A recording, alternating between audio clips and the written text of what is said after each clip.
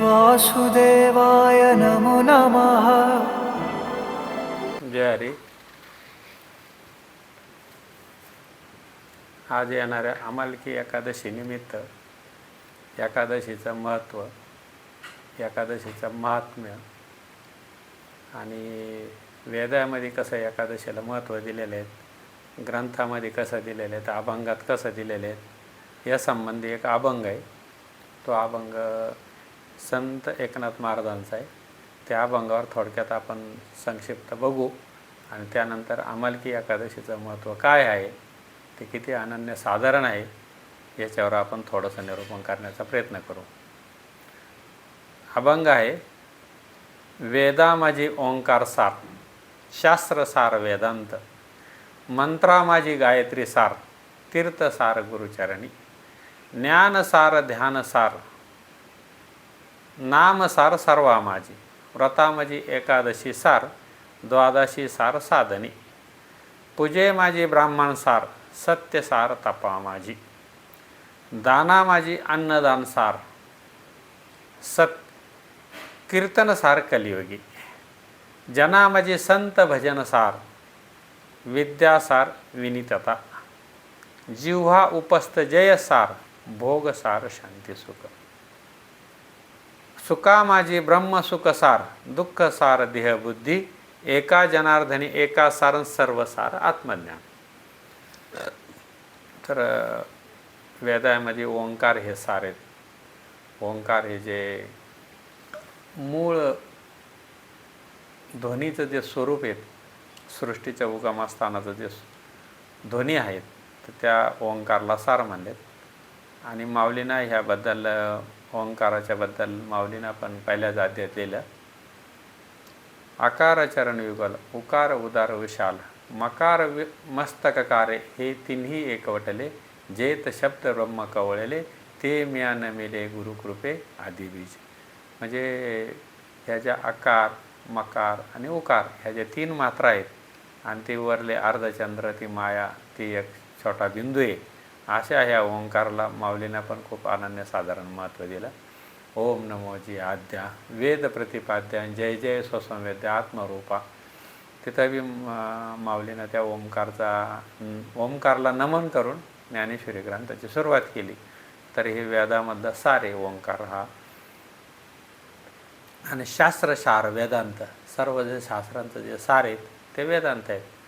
जे आपले वेद आहेत, सामवेद, अथर्ववेद, यजुर्वेद, ऋग्वेद, हे जे वेद आहेत हे वेदांतामधूनच सर्व मंथन झालेले सर्व शास्त्र आहेत, पुराण आहेत, ग्रंथ आहेत. संपूर्ण जे ज्ञानेश्वरी, महाभारत जे सर्व आहेत तर ते वेदांताचं सारच बाहेर काढलेलं आहेत. त्याच्यातूनच सर्व शास्त्र सिद्धांत बाहेर पडलेले आहेत वेदांतामधूनच. फक्त त्याच्यातलं सार निवडलं आणि बाकीचं असार तसंच राहिलं. वेदांतामधलं सार काढलं, तेच माऊलींना तुकाराम महाराजांनी ग्रंथाच्या रूपानं मांडलं. मंत्रा माझी गायत्री सार, जे गायत्री मंत्र आहेत, जे ब्राह्मण लोक या गायत्री मंत्राचं पुनरुच्चार करतात, तिची दीक्षा देतात, घेतात, त्या मंत्राला, गायत्री मंत्राला सार असं म्हटलेलं आहे. ओम भू भर्व स्वाहा तत्सवितुर्वरेण्यं भर्गो देवस्य धीमहि धियो यो न प्रचोदयात. ज्या प्रकाशाचा ध्यान करतात मुनी योगी, असं जे प्रकाश स्वरूप ज्या तत्व आहेत अशा तत्वाचं सर्वच ध्यान करतात. त्याच तत्वापासून संपूर्ण सृष्टीचा उगम झालेला आहे. असा जो मंत्रामध्ये जो राजा आहेत गायत्री मंत्र, ते त्या सार आहे, ते मंत्रामधलं सार आहेत. नाम सार सर्वा माझी. आणि मग जे मंथोनी नवनीता, जसं जे नवनीताचं मंथन करायचं तसं त्या संपूर्ण शास्त्राचं मंथन केलं आणि त्या जे मंथन करून जे काढलं त्याला नाम असं म्हणतात. सर्व सिद्धांत शोधिले, ते हे निवडून काढले श्रीहरीचे नाम. संत एकांती वैसले, सर्व सिद्धांत शोधिले आणि ते हे निवडून काढले श्रीहरीचे नाम. सर्व सिद्धांत शोधले आणि ते सगळ्या सिद्धांतांचं शास्त्राचं जे सार आहेत तर ते सार काय आहेत, ते नाम आहेत. कारण नामाला सर्व संतांनी सार हे सांगितलं, कारण नामाशिवाय परमार्थाचा उगमच होऊ शकत नाही, तर तेव्हा शेवट होण्याचा प्रश्नच नाहीत. आणि माऊलींना त्याविषयी पण सार नाम कसं सार आहे यावर माऊलीचा एक सुंदर असा अभंग आहे. सार सार सार विठोबा नाम तुझे सार, आधीमधी अंती निज बीज ओंकार. आधीमधी अंती निज बीज ओंकार, ध्रुव प्रल्हाद आंबे ऋषी मानिला निर्धार. म्हणजे ह्या ज्या साराचा विठोबाचं नाम जे सार आहेत, तर ते सार कसं आहे, तर म्हणून शिळ पाणी जपत आहे वारंवार. म्हणजे भगवान शंकर सुद्धा ज्या नामाचं सतत स्मरण करतं, असं जे विठोबाचं जे सार आहेत, नाम जे आहे ते सार आहेत, म्हणजे अर्थपूर्ण आहेत. असं नाम कोणी कोणी घेतलं, तर ध्रुव प्रल्हाद आंबे ऋषी मानिला निर्धार. ध्रुवानं घेतलं, प्रल्हादानं घेतलं, आंब ऋषीनं घेतलं. अशा महात्म्यांनी याचा निर्धार मानला, निश्चय केला. आणि भक्तिमुक्ती सुखदायक साचार. नाम कसं आहे, तर भक्तिमुक्ती सुखदायक साचार आहेत.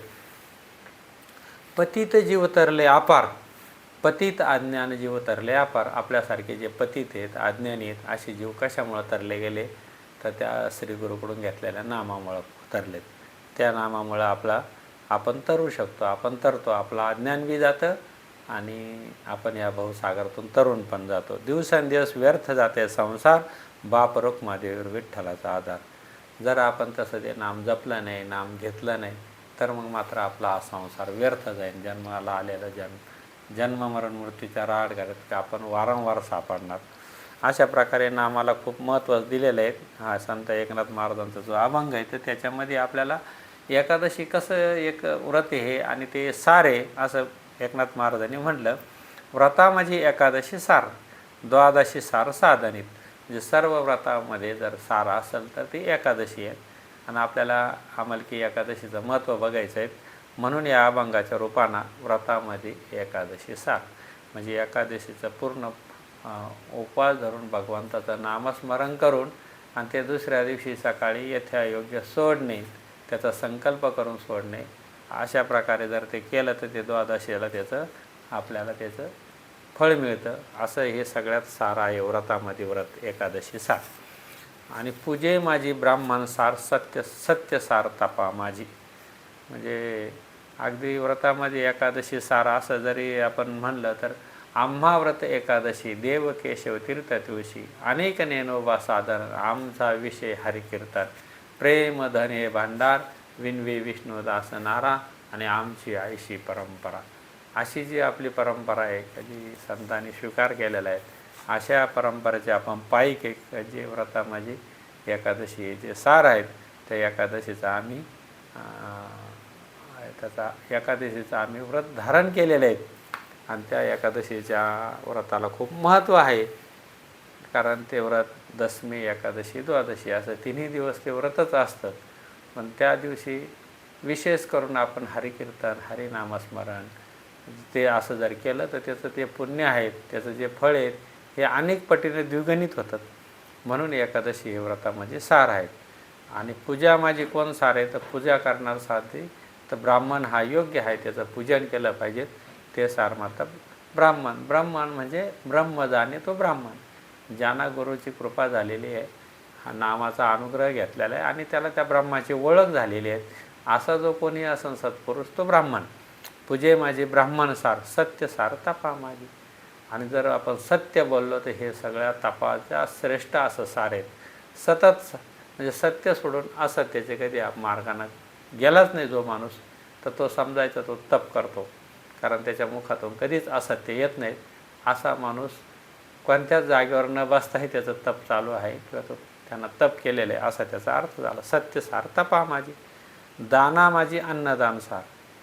जर आपण दानच करायचं ठरलं तर एखाद्या भुकेलेल्याला योग्य ठिकाणी, जिथं काल्याचा प्रसाद आहेत, जिथं भंडारा आहेत, जिथं कुठंतरी यज्ञाची सांगत आहेत, अशा ठिकाणी आपण अन्नदान केलं तर त्या अन्नदानाला सर्वामध्ये सार सांगितलं. आणि कीर्तन सार कलियुगी. मग आणि कीर्तन हे सगळ्यामध्ये सार आहेत असं कलियुगामध्ये सांगितलेले. आणि संतांचे अभंग बी याचप्रमाणे आहेत.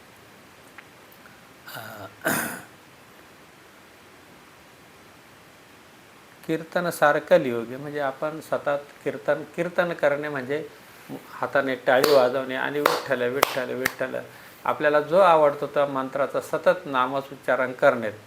जसं जसं आपल्याला वेळ मिळेल कामामध्ये काम, काही म्हणा राम राम, म्हणजे असं करता करता जो स्वतः करायचं कीर्तन हा दुसऱ्यांना सांगण्याचा विषय नाही, तर स्वतः हा कीर्तन करून आपल्याच शरीरामध्ये त्याचे कंपन निर्माण करण्यात आणि त्याचा आनंद आपणच उपभोगण्यात याला कीर्तन म्हणतात. म्हणजे तनाची किरकिर ज्यांना निघते त्याला कीर्तन असं म्हणतात. कीर्तन त्या शब्दाची संधिफळच अशी आहेत. तर कीर्तन हा सांगण्याचा विषय नाही किंवा ऐकण्याचा विषय नाही, तर तो नामसंकीर्तन साधन पै सोपे जळतील पापे जन्मांतरीचे. नामसंकीर्तन म्हणजे नामस्मरण करता करता हाताने टाळी वाजवणे किंवा आनंदाने उड्या मारणे, नाचणे, बागडणे, अशा प्रकारे जे आपण कीर्तन करतो, हरिपाठ म्हणतो, तर त्या आनंदाला त्यांनी कीर्तनसार असं कलियुगी म्हणलं आणि तो प्रत्येकानं करायचा विषय. आणि जना माझे संत भजन सार, म्हणजे संतांचे जे भजन आहेत, संतांचं नामस्मरण आहे ते सार मात्र जना म्हणजे जनता जनार्दन, म्हणजे बसल्यानंतर प्रवचन कीर्तन चालू असताना संतांचा अधूनमधून उद्घोष करणे याला सगळ्यात सारा असं म्हणलं.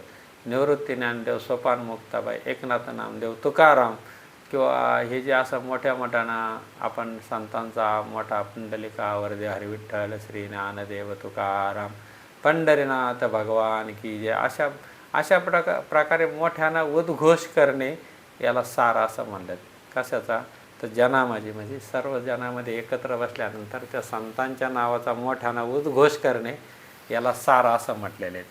आणि ते सार खूप महत्त्वाचं आहे, कारण त्याच्यात तुकाराम महाराजांचा एक अभंग आहे, पापे जाती संतांची जपे पापे जाती, म्हणजे आपण संतांच्या नामाचा जर जप केला तर त्यांना आपल्या अनंत जन्माचे पाप जे असतात ते हळूहळू कमी होतात. संतांची जपे जाती पापे, म्हणजे संतांचा नावाचा जर जप केला किंवा संतांनी जे आपल्याला नाम दिलं त्या नामाचा आपण जप केला तर त्यांच्या जपानं आपले पाप किंवा आपले जे दुर्विचार आहे ते निघून जातात.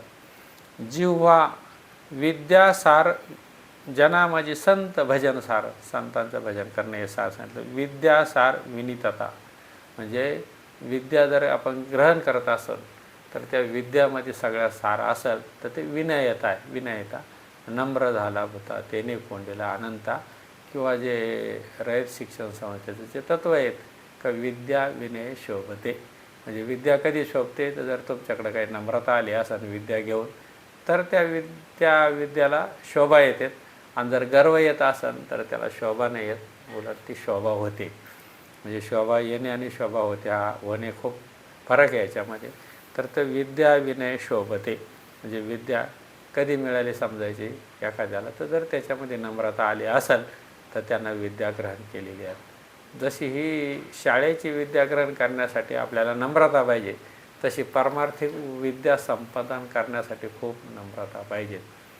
ते माऊली म्हणतात ते ज्ञान पैगा बर्वे, जर ते ज्ञान आपल्याला मिळावं असं वाटत असेल तर ते ज्ञान पैगा बर्वे, मनी आथी आरावे, संताशी या भजावे सर्वस्वशी, ते ज्ञानाचा कुरुठा, तेथे शेवा हा द्वारवंटा, तो स्वाधीन करी सोबटा ओळंगुनी, तरी तनु मुनु जीवे चरणाशी लागावे, अगर्वत्व करावे दास्यत्व सकळ. अगर्व म्हणजे गर्व न करता, म्हणजे नम्रपणे विनयानं त्या साधू संतांचं दास्यत्व करणे, म्हणजे याला विनयता म्हणतात. म्हणजे विद्या आपल्याला मिळली जाते जर त्यांच्यापाशी जाऊन आपण विनयानं वागलो तर.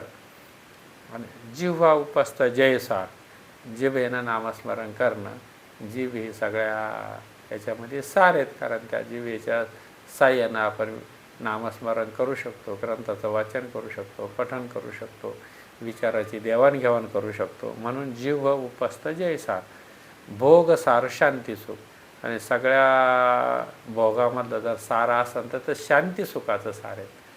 कारण माऊलींना पण ज्ञानेश्वरीमध्ये हे सांगितलेले आहेत, आहे का यश श्री औदार्य, ज्ञान वैराग्य ऐश्वर्य, हे साही गुणवर्य असते जेत, तेच म्हणे भगवंतो, जो निसंगाचा सांगा तो म्हणे पार्थायक. म्हणजे असा भगवंत जो 6 विभागामध्ये विभागलेला आहेत, अशा भगवंताचं स्मरण करणे आणि त्याच्यातून शांती आपल्याला मिळून घेणे, तर त्याला माऊलीनं शांतीसुख म्हणजे ते सर्व भोगाचं सार शांतीसुख असं म्हटलेलं आहे. सुखा माझी ब्रह्मसुख सार, म्हणजे हे जर सर्व सुख असेल तर त्या सुखामध्ये जेव्हा निर्विचार मन होईल आणि त्या ब्रह्ममय परिस्थितीमध्ये आपण सहज त्याच्यामध्ये आपण मनाचा विलय होईल किंवा कीर्तन प्रवचन ऐकता ऐकता ऐकता सगळं मनाचे विचार थांबले जातील. अशा स्थितीमध्ये निर्विचार स्थितीमध्ये माणसाला ब्रह्मसुखाचा अनुभव मिळतो. दुःख सार देहबुद्धी, जेव्हा आपण देहबुद्धीवर येतो आणि मी देह आहे असं म्हणतो किंवा हा पंचमहाभूताचा गोळा आहे आणि हेच खरं सत्य मानतो, अशी ज्याची खोटी बुद्धी आहे, ज्याची बुद्धी देहाबुद्धीमध्ये अडकलेली आहेत, हे ब्रह्माचं असं व्यापक असं जे तत्त्व आहेत ते कोणी जाणत नाहीत, तर त्याला काय म्हणावं लागत, तर त्याला ते दुःख म्हणावं लागत. कारण का, त्यांना त्याची जी बुद्धी आहे ही खूप छोटीशी गेलेली आहे, खूप अल्प केलेली आहेत. व्यापक तत्त्व असं त्यानं जाणलेलं नाही किंवा व्यापक ईश्वराचं कळून घेतलं नाही. अशी ज्याची बुद्धी आहे ती मात्र ती खोटी आहे आणि ती दुःखाला कारणीभूत आहे.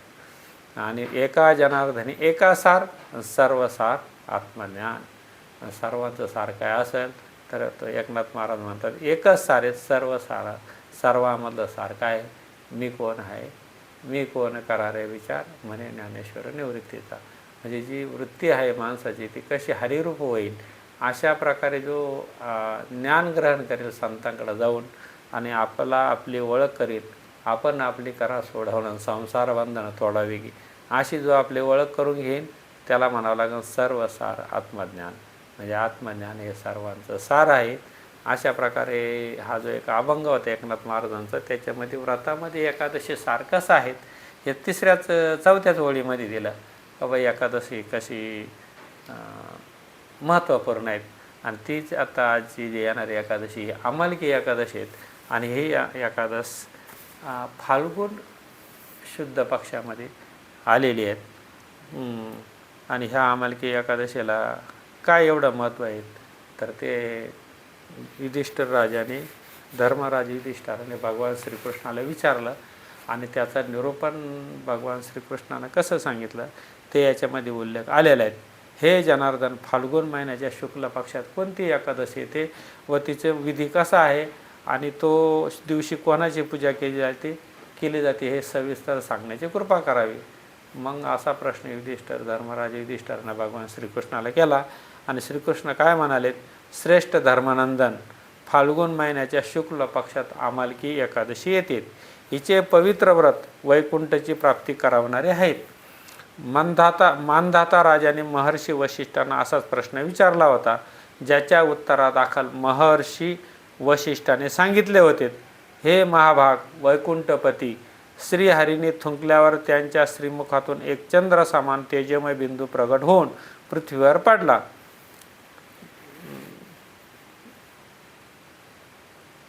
मानधाता राजाने महर्षी वशिष्ठांना असाच प्रश्न होता ज्याच्या उत्तरादाखल महर्षी वशिष्ठाने सांगितले. आता महर्षी वशिष्ठाने काय कथा सांगितली ती अशी पुढे आलेली आहेत का वैकुंठपती श्रीहरी आणि एकदा थुंकल्यानंतर त्यांच्या मुखातून जो बिंदू पडला, एक चंद्रसमान तेजमय बिंदू प्रगट झाला, तर तो पृथ्वीवर पडला. त्यापासून आवळ्याची पुण्यदायी वृक्ष उत्पन्न झाला. ही कथा सगळीकडे आलेली आहे का भगवान श्रीहरीच्या थुंकीमधून हा आवळा नावाचा वृक्ष तयार झालेला आहे. ही कथा वेद पुराणात सगळीकडे अशी झालेली आहेत. आणि त्यापासून आवळ्याच्या पुण्यदायी वृक्ष उत्पन्न झाले, ज्याला सर्व वृक्षाचे आधिभूत म्हटले जाते. याच वेळी सृष्टी रचनेसाठी श्रीहरीने ब्रह्मदेवांना उत्पन्न केले आणि ब्रह्मदेवाने देव, दानव, गंधर्व, यक्ष, राक्षस, नाग आणि निर्मळ अंतःकरणाच्या महर्षींना जन्म दिला. त्यांच्यापैकी देवता आणि ऋषी त्या ठिकाणी आले जिथे विष्णुप्रिय आवळाचे वृक्ष होते. हे सर्वांचं ब्रह्मदेवाने निर्माण केल्यानंतर जिथं आवळ्याचा वृक्ष होता तिथं हे सर्व ऋषी मंडळी आलेत की जे वृक्ष भगवान विष्णूचं आवडतं होतं. आणि त्यांनी काय विचारलं, राजन, त्यांच्या दर्शनाने देवासह महर्षींना मोठे आश्चर्य वाटलेत, कारण त्या वृक्षाबाबत ते सर्वजण अपरिचित होते. त्यांना अशा प्रकारे आश्चर्यचकित झाल्याचं पाहून आकाशवाणी झाली, महर्षींनो, हा सर्वश्रेष्ठ आवळ्याचा वृक्ष आहे जो श्रीहरींना अत्यंत प्रिय आहे. याच्या केवळ स्मरणाने गोदानाचं पुण्य लागतं. याला स्पर्श केल्याने गोदानाच्या दुप्पट आणि याचे फळ खाल्ल्याने तिप्पट पुण्य लाभते. हा सर्व पापांचा हरण करणारा वैष्णव वृक्ष आहे. आवळा हा वृक्ष हा खूप महत्त्वाचा आहे. आणि तो गुणकारी पण आहेत. औषधी गुणधर्म त्या आवळ्यामध्ये भरपूर आहेत. म्हणजे तो खाल्ला तरी पुण्य लागतं, लावला तरी पुण्य लागतं आणि त्याला दान केलं त्या झाडाचं रोपट्याचं तरी पुण्य लागतं. म्हणजे सगळ्याच बाजूनं तो खूप कल्पवृक्ष सारखा पुण्यदायक आहेत. तर हे सर्व पापांचे हरण करणारा वैष्णव वृक्ष, याच्या मुळाशी विष्णू, शिरोभागी ब्रह्मदेव आणि मध्यभागी महादेव, फांद्यामध्ये मुनिगण, डहाळ्यामध्ये देवता, पाण्यामध्ये वसु, पानामध्ये वसु, फुलामध्ये मरुदगण व फळामध्ये सर्व प्रजापती वास करतात. आवळा सर्व देवमय आहे. वैष्णवासाठी हा परमपूज्य आहे. म्हणूनच सदैव प्रयत्नपूर्वक आवळ्याचे सेवन केले पाहिजेत. म्हणूनच प्रयत्नपूर्वक आवळ्याचे सेवन केले पाहिजेत, कारण त्या फुलामध्ये सगळ्याच बाजूने देवतांचा वास आहेत. म्हणून आवळा हा वृक्ष खूप परमपवित्र आहे. ऋषी म्हणाले, आपण कोण आहात? देवता आहात की आणखी कोणी? हे सांगण्याची कृपा करावी. पुन्हा आकाशवाणी झाली, जो सर्व भूतांचा कर्ता आणि सर्व भुवनाचा स्रष्टा आहे, ज्याला विद्वान पुरुष महत्प्रयासाने पाहू शकतात, मी तोच सनातन वैकुंठपती श्रीहरी आहेत. देवादिदेव श्रीहरीची वाणी ऐकून ऋषीगण त्यांची स्तुती करू लागले. श्रीहरी संतुष्ट होऊन म्हणाले, एखादे इच्छित वरदान मागा. ऋषी म्हणाले, प्रभू, जर आपण संतुष्ट आहात तर आमच्या हितासाठी असे एखादे व्रत सांगावे जे स्वर्ग व मोक्षरूप फळ प्रदान करणारे आहेत. भगवान श्रीहरी संतुष्ट झाले आणि त्यांनाच विचारायला लागले का कोणतं असं एखादं सर्वश्रेष्ठ व्रत आहे का त्या व्रत केल्यानंतर आम्हाला मोक्षरूप फळ प्रदान होईल. तर श्रीहरी म्हणाले, महर्षींनो, फाल्गुन महिन्याच्या शुक्ल पक्षात जर पुष्य नक्षत्रावर एकादशी येत असेल तर ती महान पुण्यप्रदायक व महापातकांची नाश करणारी असते. या दिवशी आवळ्याच्या वृक्षाची पूजा करून त्याच्याजवळ रात्री जागरण केले पाहिजे. यामुळे मनुष्य सर्व पापातून मुक्त होऊन सहस्र गोदानाचे पुण्य मिळवतो. विप्रवर, हे व्रत सर्व व्रतामध्ये श्रेष्ठ आहेत. जर हे व्रत अशा पद्धतीने केलं, जर पुष्य नक्षत्रावर एकादश आलीत आणि त्या दिवशी त्या वृक्षाची पूजा करून रात्री जागरण केलं, हरिनामस्मरण केलं, तर सर्व पापातून मुक्त होतात. कारण हे व्रत सर्व व्रतामध्ये श्रेष्ठ आहेत असं भगवंतानं सांगितलं. ऋषीगण म्हणाले, प्रभू, या व्रताचा विधी, याची देवता आणि मंत्र कोणते आहेत? या दिवशी पूजा व स्नान दान कसे केले जाते हे सविस्तर सांगण्याची कृपा करावी. श्रीहरी म्हणाले, ब्राह्मण, या एकादशीला व्रत धाऱ्याने पहाटे दंत धावन करून संकल्प करावा की हे पुंडरीकाक्ष, हे अच्युत, मी आज निराहार राहून द्वादशीला भोजन करेन. आपण मला शरणागती द्यावी. असा संकल्प केल्यानंतर त्याने पापी, चोर, पाखंडी, दुराचारी, गुरुपत्नीगामी व मर्यादाचा भंग करणाऱ्या लोकांशी बोलू नये. आपल्या मनावर संयम ठेवावा. स्नानापूर्वी सर्वांगाला माती लावून नदी, तलाव अथवा विहिरीवर किंवा घरी स्नान करावे. आणि माती लावण्याचा मंत्र आहेत. माती लावताना सुद्धा एक मंत्र दिलेला आहे का अश्वक्रांते, रथक्रांते, विष्णुक्रांते, वसुंधरे, मृत्तिके, हरेमे पापम जन्मकोटी समर्जितम. वसुंधरे, तुझ्या अंगावर घोडे आणि रथ चालत असतात, तसेच वामन अवतार श्रीहरीने तुला आपल्या चरणाने मोजले होते. मृत्युके, मी कोट्यावधी जन्मामध्ये जी पाप कर्म केलेले आहेत, माझ्या त्या सर्व पापांचा नाश कर. अशा प्रकारे माती लावून, शरीराला माती लावून त्या दिवशी स्नान करावे. आणि ते स्नानाचा एक मंत्र दिलेला आहे. स्नान करीत असताना आपण पाण्याची जी देवता आहे त्याला कसं आव्हान करावं, त्याला कसं तिची स्तुती करावी हे दिलेले आहेत. हे जलाची अधिष्ठाती देवता मातेश्वरी, तू सर्व भूतासाठी जीवन आहेस. तेच जीवन जे स्वदेश आणि उद्भिज जातीच्या जीवांचे रक्षक आहेत. तू रसांची स्वामिनी आहेस, तुला नमस्कार असो. आज मी जणू सर्व तीर्थ, कुंडे, झरे, नद्या व देवसंबंधी सरोवरामध्ये स्नान केले आहे. माझे हे स्नान या सर्व स्नानांचे पुण्य देणारे हो. आणि आंघोळ करताना असं जलमातेला किंवा जलदेवतेला किंवा त्या पाण्याला आपण नमस्कार करावा. नद्यांचे नावं घ्यावीत आणि त्या तीर्थाला, त्या पाणीरूपी तीर्थाला आपण नमन करून हा मंत्र म्हणावा. अशा प्रकारे त्या आंघोळीचं स्नानाचंही आपल्याला महत्पुण्य लागतात. विद्वान पुरुषाने आपल्या कुवतीनुसार 1 व अर्धा मासे सोन्याची श्री परशुरामाची मूर्ती बनावे. स्नानानंतर पूजा व हवन करावे. यानंतर सर्व प्रकारची पूजा सामग्री घेऊन आवळ्याच्या वृक्षाजवळ जावे. तेथे वृक्षाखालची जमीन झाडून सडा सावरण करून स्वच्छ व शुद्ध करावी. पवित्र झालेल्या भूमीवर मंत्र उच्चारणासह पाण्याने भरलेल्या नव्या कलशाची स्थापना करावी. कलशात पंचरत्न आणि दिव्य गंध वगैरे टाकावे. कलशाला श्वेतचंदन लावून पुष्पहार घालावा. सर्वत्र सुगंधी धूप करावा. दीपमाळेने वातावरण सुंदर व सुशोभित करावे. तात्पर्य हेच की सर्वत्र सुंदर व मनोरम्य दृश्य दिसावे. पूजेसाठी नवी छत्री, जोडे आणि वस्त्र देखील मागून ठेवावेत. कलशावर एक पात्र लाह्याने भरून ठेवावं. मग त्या श्री परशुरामाच्या सुवर्ण मूर्तीची स्थापना करावी. आता ती स्थापना करीत असताना मंत्राचा जप दिलेला आहे. विश्वकाय नमः मंत्राने त्याच्या चरणाची म्हणजे भगवान परशुरामाच्या. विश्वरूपिणी नमः मंत्राने दोन्ही गुडघ्यांची. उग्राय नमः मंत्राने मांड्यांची. दामोदराय नमः मंत्राने कुबेराची.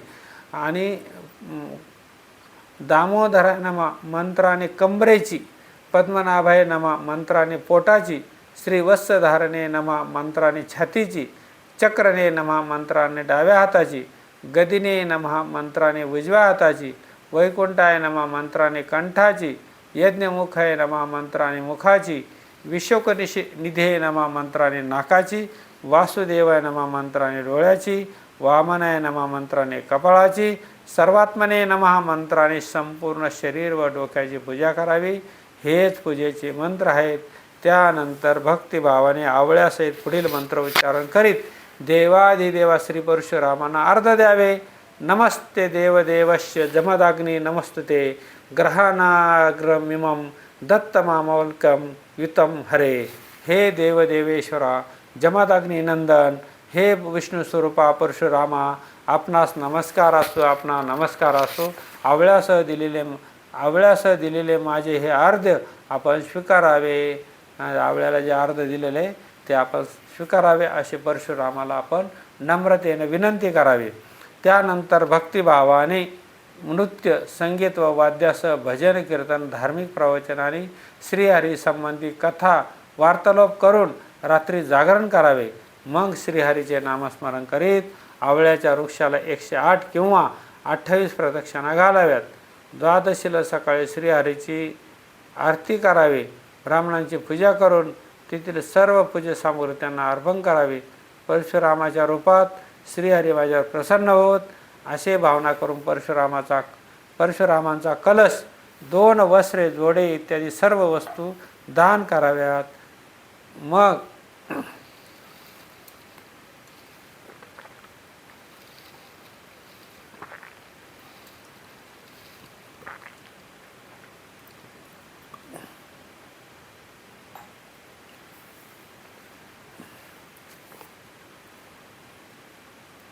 मग आवळ्याच्या वृक्षाला स्पर्श करीत त्याला प्रदक्षिणा घालावी आणि स्नान केल्यानंतर ब्राह्मणांना विधिवत भोजन प्रसाद द्यावा.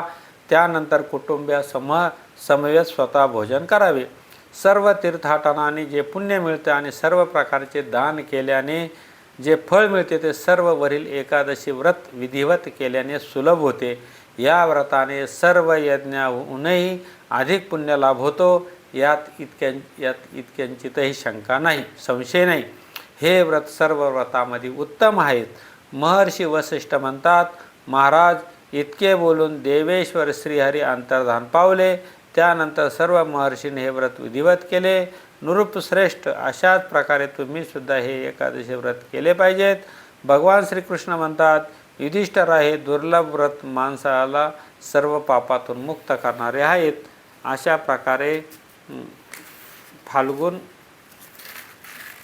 महिन्यातील शुद्ध पक्षामध्ये येणारी जी एकादश आहे ती अमलकी एकादशी आहेत. आणि ह्या अमलकी एकादशीचं जे अनन्यसाधारण महत्त्व भगवान श्रीकृष्णाने युधिष्ठिराला सांगितलं आणि ती सांगत असताना महर्षींना जो अनुभव आला, महर्षीने ही कथा व्यापक स्वरूपामध्ये सुरुवातीला सांगितली. महर्षी वशिष्ठांनी असाच प्रश्न त्याच्या उत्तरादाखल महर्षी वशिष्ठांना सांगितले होते. म्हणजे अगोदर ही कथा महर्षी वशिष्ठांना भगवान श्रीकृष्णाला सांगितली होती. अशा प्रकारे ह्या ज्या अमलकी एकादशी आहेत याला खूप अनन्यसाधारण महत्त्व आहे. ह्या व्रता एकादशीच्या दिवशी आपण उपवास करून नामस्मरण करावे, हरिकीर्तन ऐकावे, करावे. अशा प्रकारे ह्या एकादशीचा पुण्य पवित्र अशा एकादशीचा आपण लाभ घ्यावा ही सर्वांना विनंती. जय हरी, जय हरी, जय हरी.